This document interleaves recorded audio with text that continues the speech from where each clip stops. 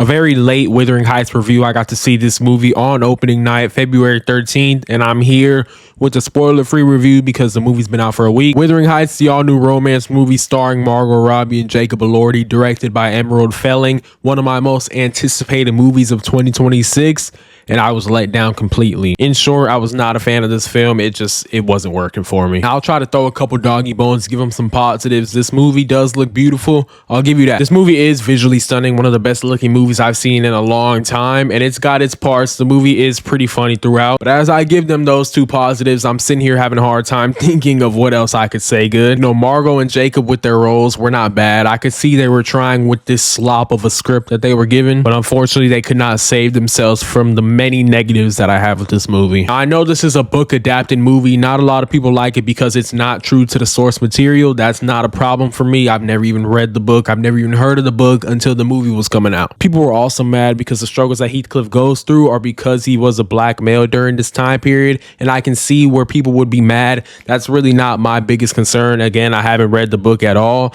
but I can see where they would get mad on that part. However, hearing that before I saw the movie and not having read the book, it wasn't going to be a huge problem for me, but it became a problem for me when you gave me the same storyline as broke man, rich girl, he can't fit her standards. How many times have I seen that trope? Rich girl, she needs to marry a rich guy so she can maintain her lifestyle, but she's loved by this broke boy, but this boy can't be with her because he don't got no money. It's outplayed. I've seen it a lot. If you do it well, it could be interesting, but I'm sorry, I'm not going to be interested in the fact that her dad gambled all her money away. So they both obviously love each other, but they can't be together because her dad gambled all her money away, so she needs to marry back rich so they can get rich again.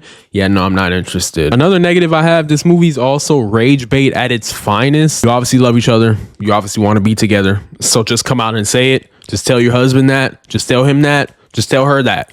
Why are we being so stubborn here? So stubborn to the point that you let yourself die, which was one of the worst endings I've ever seen in my life, and we will get to that. I just don't know why we're acting this way. Now, the stubbornness from Heathcliff is justified. He overheard Catherine talking to that Asian lady. I forgot her name, but she's the op of all ops. He heard that she can't marry him, so he dusted off. That's cool. Okay, I see that. Now he's back. He's rich just for you. He bought your dad's place, and now he comes, he sees you're married happily. So he goes after the other girl, and to this day, a week later, I still don't know what her relation was to any of this. Was that the dude's sister? Was that his maid? I have no idea who that was. But you're so upset that they're together, which was his plan, by the way, to get at you. He got you good. But now you're just talking mess about her. You're saying that she can't handle him. You're openly showing to everyone that you want to be with Heathcliff, but you're not saying nothing. Okay, boom, you don't want to say nothing. You want to keep sneaking around, but we're not sneaking around no more. Fine. I'm gonna go marry her and we'll see how you feel. Now, we all know you're enraged, but you decide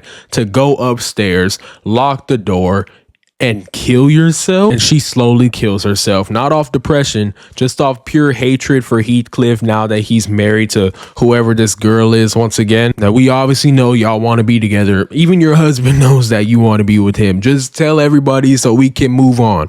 But no, you're the stubbornest girl of all time. Some people think that trope is interesting. They think it's entertaining. They think, oh, it's a tragedy. They weren't able to be together. I disagree with that statement. I think they very well could have been together, but you know, what do I know? But in the end of all of it, she ends up dying and he ends up going back to her mansion, palace, whatever, to go see her. You could have been doing this the whole time. Now, granted, he was the one making all the moves. I'm not really dogging on Heathcliff. I'm dogging on Catherine. Overall, though, Wuthering Heights did let me down. I think it was one of my honorable mentions for my most anticipated movies of 2026. Now, I heard it would be a freak fest. That's not why I wanted to see it. I'm not really worried about that. I was actually intrigued to see how they would do this because the trailers, they seemed a bit cool. I knew my girlfriend was excited for this movie and I knew she wanted to get the book and read the book before we go see the movie. So I'm like, okay, this about to be crazy. It was indeed not crazy. It was buns. Appreciate y'all for tuning in, though. Let me know your thoughts on Wuthering Heights. Drop a comment down below. Tell me, did you love it? Did you hate it? Did you think it was mid? Did you think it was fine? Let me know how you feel. Make sure to hit that like button. Hit that subscribe button as well. Helps me out a ton. I'll catch you in the next one.